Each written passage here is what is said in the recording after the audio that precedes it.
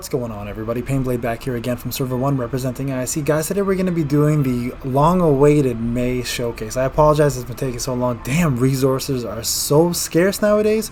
I can barely get any pots. I'm trying to obviously save all my bentos for the anniversary, guys. So before I jumped in and made her 95 or 96 or 97, I only got her to 84. We did a couple arena matches. I think it does enough justification to keep her on the team, and I'm going to explain to you guys why she's probably one of the best characters to come out in quite some time now, actually. And she pretty much should be on everyone's team, especially if you already got her. The ones who have not summoned for her, don't worry about it. The event's almost over. Hold on to those Shino coins. You can summon for her on the extra fragment banner that comes out. But for now, guys, anniversary should be the key thing to focus on. But for those that do have her, you're going to love her. She's easily probably one of the best units out, like I said, in quite some time, and top tier. But before I get into that, I just want to say a quick thank you very much, guys. I've been on a 10-month journey with YouTube, with you guys. All the community has been on board with me. You know, there's been a couple of bumpy rides here and there, but for the most part, it's been incredible. Such an awesome journey.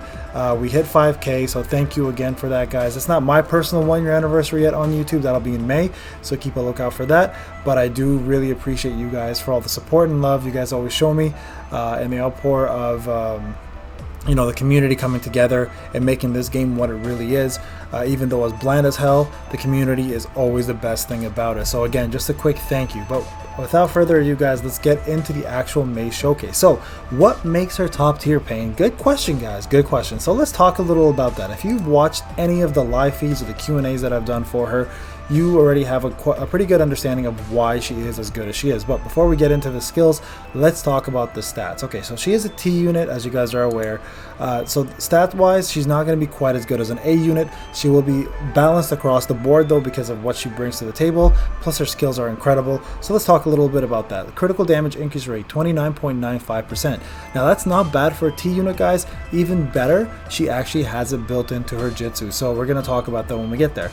Critical suppression rate, 19.26. Critical rate is actually really high at almost 40% for a T unit. Guard rate is super high for a T unit. And then the rest of it across the board, guys, are actually looking pretty good for a 5-star. This is usually numbers you see for a 6-star or above, or mostly 6-star for UR at least. So she's looking really good in terms of percentages. So one of the better units, 4%, hands down for sure. Link bonuses, let's talk about that. So if you have Onaki, he's free in the shop. You can get her Tsunade. She has a two-woman tribe with Tsunade and a 3-man tribe with Onaki and A. As you can see here, you do need Danzo. So Bandai, as I mentioned in my Danzo summon video, was very smart about when they're going to release him. They released him after May, so you guys can summon for May. And if you're missing Danzo, you'd obviously do the fragment banner, the extra fragment banner, that is.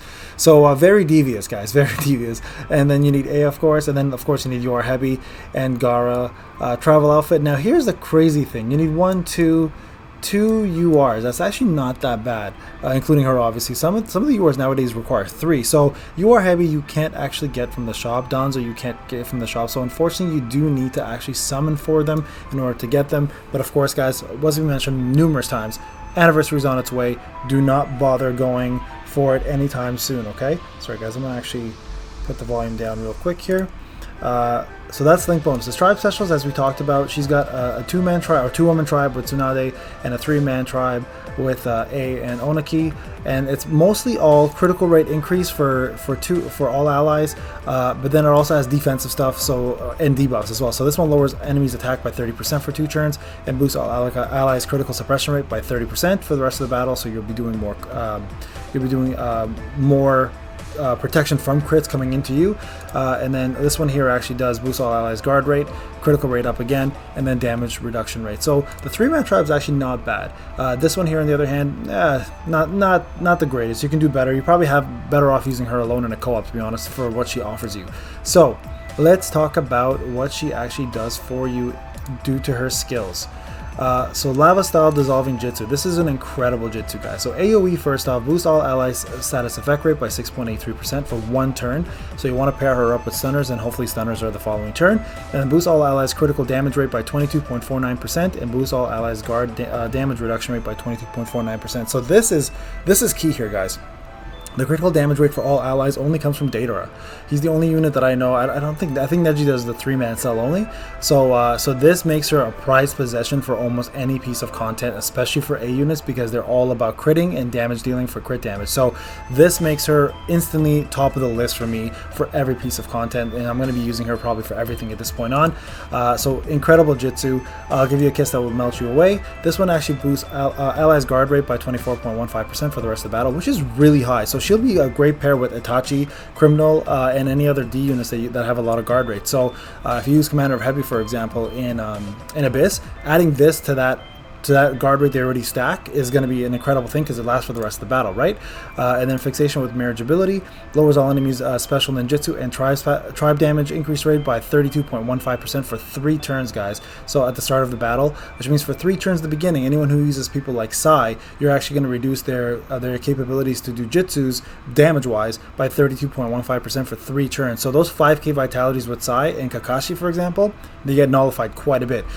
Boosts all active allies crit rate by 11.86% as long as she's there at the start of the turn in the rotation, and boosts all allies guard rate by 17.49% as long as she's active. So an incredible unit, guys. Like, I can't say enough about her. She also boosts all allies critical suppression rate and guard damage rate if she's active with her LB2, which I cannot wait to get because Abyss is going to be a beef going forward. Yeah, as much as it is, she's just going to make things a lot easier for everybody, guys. Alright, so gear, I've got her 70 across the board. Scrolls and talismans 62 and 70. I think I can probably raise this right now. It won't count towards the arena match I already did, but you guys will get the picture of it. And then vitality, guys, you want to definitely max out every single piece of it, okay? So make sure you do that. It is worth it. She is worth the investment for sure. Okay, so now let's actually go to the arena match and show you guys what she's all about. Alright, guys, so here we are in arena. I'm going to show you the match that I did with her. Okay, so we're going to be fighting Luck as usual, unfortunately, but as you saw there, she did the tribe gauge down, or sorry, not tribe gauge, tribe damage down and ninjutsu down for 3 turns by 32%. So you're going to see actually what she's capable of doing here, and the moves that she pulls off and the buffs that she provides the units, right? And that's going to be the key thing, is mostly the buffs. As good as she is as a debuffer because of her trait, the trait is limited, right, to 3 turns only in terms of the special jitsus as well as the tribe going down. The key thing with her really is her AoE damage as well as her buffs for crit damage and guard damage rate. So those are going to be big ones, right? Ideally, you want to have somebody who here... Oh, here we go. Yeah, let's actually show you. So there you saw guard damage rate up, guard rate up as well too because of her skills, and crit rate up. And then now she's going to be doing her special jitsu. As you see here, I have the animation off, guys, so I apologize for that.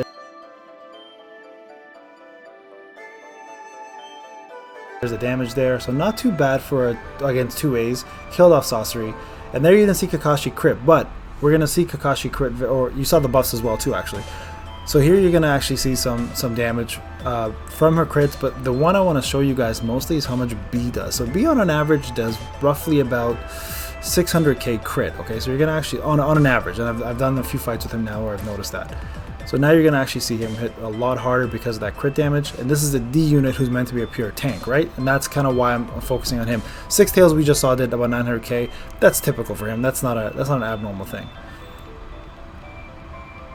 So let's take a quick look here. So Sai will do his move first, and then you're going to see B's damage real quick. So 243 here, and now you're going to see a crit from B. So as a tank, he almost did 800k, guys. He doesn't do anything special in his Jitsu or his own abilities to boost attack or DIR or any of that. He literally just is a tank. So to boost up his crit damage rate by 20 or is it 32% or 27%? Well, let's go back here. I think it was 27%, right? 22%? It was 22%. Is pretty impressive because if you look at B's actual stats, let's just take a quick gander here at him. His actual stats, his crit rate is only at 26.47%. So she boosted that up to 48, 49%. So 49%, right? So that is incredible for him to have, especially for a D tank. So especially when you're doing content like Abyss and stuff, and you need to pour out some damage, it's nice to have your tanks be able to nuke as well as tank at the same time. And then people like Heavy, whose stats give him 67%, 0.93. If you add her and Datara on top, he's hitting at 100% already. So the possibilities for damage, guys, are becoming very, very limitless. Like, you're going to be hitting so much damage as long as you're putting the right units together and making sure that your crit rate and your crit damage and your attack and DIR are all sky high. You're going to see some pretty intense damage going through. Alright guys, this is Payne. I hope you enjoyed the showcase. May is an incredible unit, so if you have her, definitely use her. I apologize for that as well. Definitely use her. I honestly recommend that if you are, even if you're missing link bonuses, put her on the team just for her Jitsu, because she will help you in other content just through the buffs alone. Forget her damage. It's mostly about her buffs and her debuffs that she offers.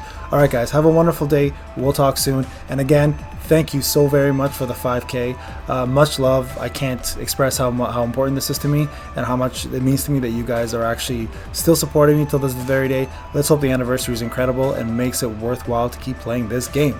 Alright, everybody, have a great Tuesday. Take care.